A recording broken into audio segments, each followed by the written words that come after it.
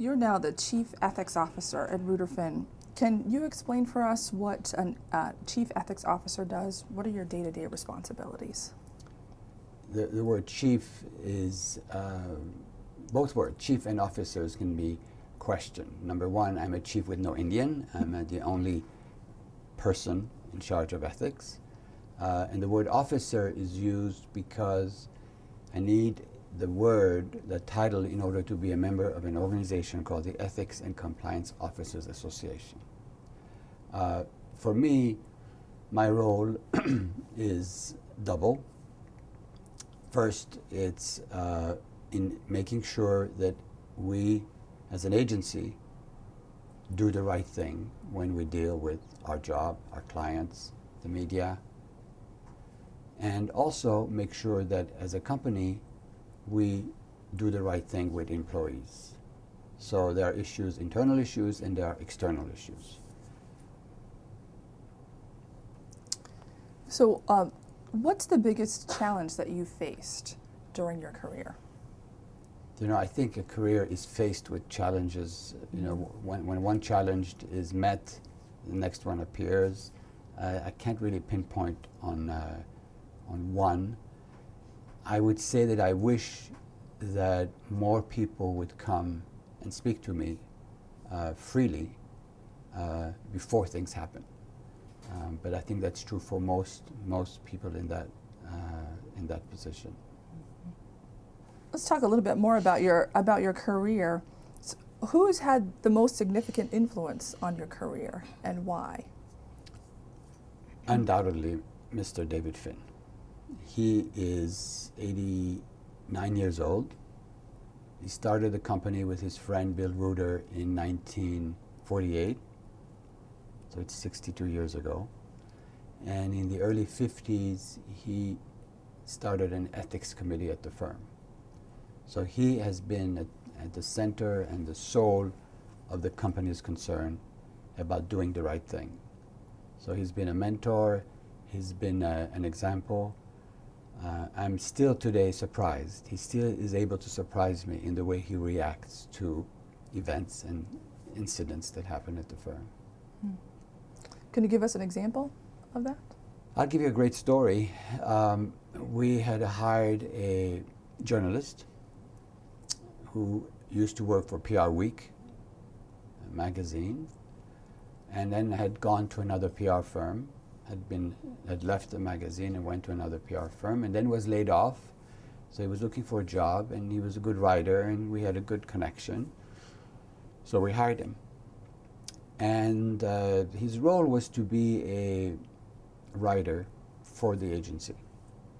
Journalists are usually good writers, and he was a good writer. But things were not going very well. Either he was not looking hard enough for a job, or for work, or people didn't trust him. We're not sure. But we felt responsible. We hired him. It was not really his fault. So we kept him on. And then one day he came to see my boss. I was not in that day, about something. And then at the end he said, "Oh, by the way, you'll see something in the media tomorrow, but don't worry, it's nothing." Next morning, front page of Old Wires, which is another PR publication. Ruderfin's Dobrow's, his name was Larry Dobrow, settled with the SEC for insiders trading.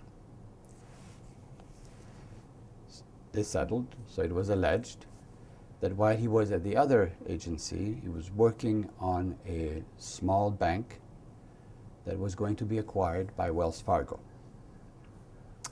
Called his father. "Hey, Dad." His father said, "Thank you, son." Went to the bank, opened a separate account, bought the stock of that small bank, and when the merger was announced, the stock price went up, and then he sold it. He aligned all the red flags for the SEC to find him. So the question was, what do we do? Ethics often starts with, what should we do? What should I do? So we had a meeting of the executive committee and went around the table, and the reactions were he has to go. Rudolphin is dedicated and takes ethics seriously. We can't have someone among our staff that did this. Others said, I don't trust him. If he did that, maybe we should close our door when he's around. And then came David's turn. And he said no. He said, number one, it's not right to let someone go because it makes you look better. Number two, he said Larry's under a lot of stress because of what happened, the media, the legal fees. It wouldn't be right to take his job away from him now and add an extra burden. And number three, and this is what surprised me the most, he said, what about the concept of forgiveness? So I thought, wow, you know, you're chairman of a large company that has over 500 employees and millions in billing, and you talk about the concept of forgiveness. So what are the most important issues or the enduring truths that you've learned in the career that you've had in public relations? Most important issues. Yeah. You mean in public relation or in ethics? Ethics would be appropriate. Right. Absolutely. Yeah, in your career, what do you think are the most important issues and the enduring truths that you've learned through your career? I think that, you know, ethics, there's a debate as to what's the difference between ethics and morality. And different people have different definition. For me, morality is more personal, and ethics is more at the workplace. Even if you put morality on the side and you look at the consequence of unethical behavior, the damaging consequence, the sheer stupidity sometimes surprises me more than the immorality. Because in today's world, more I think because of media and because of the way we run our lives, you can't get away with anything. And people still think they can. People still think you can fool someone for a long time, and it's no longer true. So I think that more and more people realize that ethics is a very important component of what you do. Someone said, can you make a business case for ethics? And the answer was, if you don't have ethics, you won't have business. Maybe not right now, but soon enough. So I think there is a more general understanding that, especially because of more recent scandals, that ethics is essential. Let's talk a little bit about ethics then. I'd like to spend a few minutes talking about ethical public relations, and since that's your area of expertise. So in your professional opinion, what constitutes ethical public relations? What is that? I think ethics is essentially an issue of values. And as I mentioned yesterday, there are different types of situation. You have the right versus wrong, and that very often, that situation very often is more legal one than an ethical one. Everybody knows that stealing is unethical, but it's also illegal. And then you have situations of right versus right, when you have conflicting values, conflicts of legitimate values. That's where it gets very, very interesting. And then you have wrong versus wrong. That's in the medical field, where you have a problem and there's no perfect solution, and you try to take the best solution or the least harmful solution. So in public relation, in communication, and communication involves everything we do. But unless there is trust, the value of the exchange is very, very low. Trust is essential in any exchange, in any communication. So in PR, whether it's with journalists, whether it's with clients, whether it's with the government, whether it's with the media, having that trust is the most important thing. And once you lose it, it's almost lost forever. It's very rare to regain trust once you've lost it. So that is really a guideline for everything we do.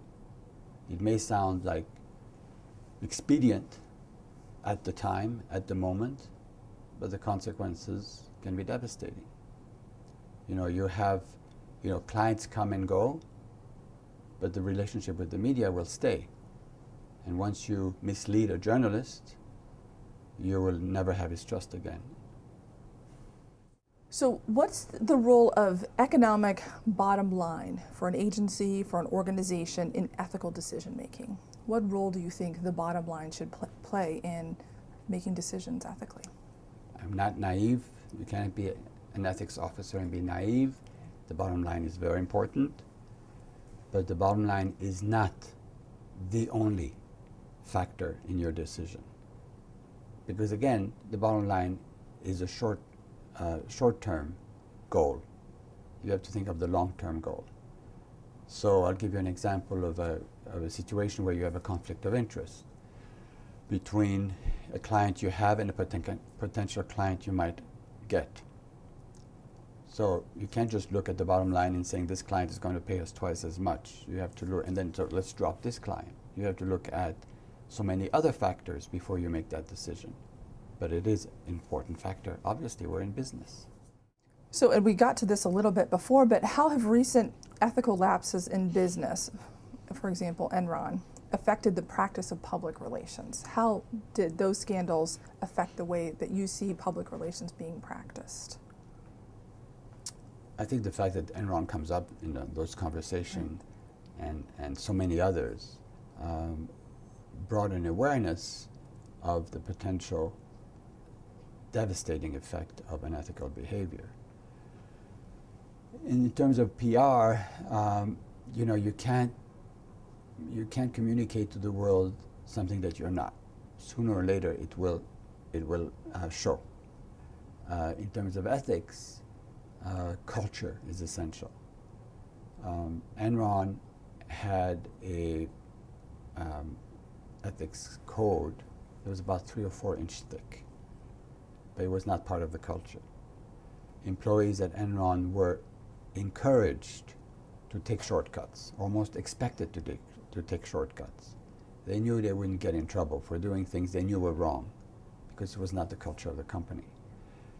So building culture is not something you can do overnight. It takes training, it takes experience, it takes a track record, it takes a feeling of belonging of the employees. Someone said, you know that you have an ethics culture when you hear someone say, this is the way we do it here, or we don't do this here. And the we is very important. It's not they, it's we. So people feel they're part of a group that has values that they can adhere to. So let's talk about new media a little bit. Has new media, including the internet and social media, made the public relations industry more or less ethical? Has there been an influence? Are journalists still the watchdogs of business? And how will technology influence the public relations industry in years to come? It's like three questions in questions. one. I better read them again. Right. Give me the We can first start one. with has new media, including the internet and social media, made public relations more or less ethical? I don't think you can be more or less ethical. I think you have to have a basic concern. Ethics is trying to do the best you can with the information you have and with your values. I think most people think they're ethical, and I think most people want to be ethical, but yet things happen because of lack of reflection, lack of sharing with others and looking at others' people's experience, and because of speed. You have to do something right away. You somehow have a feeling this is not just right, but you just ignore it and go ahead, and then, oh my God. Do you think that the internet and social media has made public relations more or less ethical? I mean, is there an influence? I think people realize that the speed at which things are done with the new media and also the scope of the coverage of what you are going to do, it has made people slowly but surely more aware of the dangers of ethical lapses. Some people say that there's more transparency in social media, that organizations are required to be more transparent because there a lot of people can participate in the conversation Right. Absolutely, because the public has multiplied in numbers, and exposure is so much increased. The visibility is greater. So of course there's more scrutiny. Mm-hmm. So do you think journalists are still the watchdogs of business, or have people become the watchdogs through social media? I guess it depends on journalists. Some are not really watchdog, they're just interested in business or have personal agendas. It's a great role to have. I hope many stay that way. But the fact that the public can become journalists in themselves with blogs and probably diminishes some of that role. And then how do you think technology will influence the public relations industry in years to come? Do you think it's that social media is here to stay, or is this another fad? No, I think it's here to stay, and it will grow. It will grow. What's next and new, I'm not sure, but I'm sure it's in the same direction.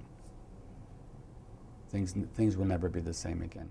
So do you think that younger workers today, if we can transition a little bit, do you think younger workers today are prepared for informed ethical decision makers? Ethical decision making. Do you think that younger workers today are prepared to make the kind of decisions in public relations that they need to make? Well, it all depends on their education.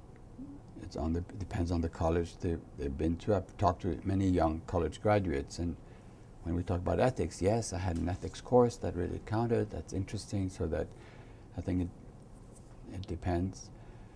And younger employees also are more current, I think, than employees like 20, 30, 40 years ago because of new media, because of exposure to our world, and are more aware of the recent scandals. You have to be careful not to become cynical, and I think ethics can help, because there is another way, and there is the right way, and you can be proud of the work you do, you can be proud of the company you work for. With the economic situation now, you may not be as ready to leave a company than before, because you may not be able to find another job. So maybe that's not a good effect on ethics.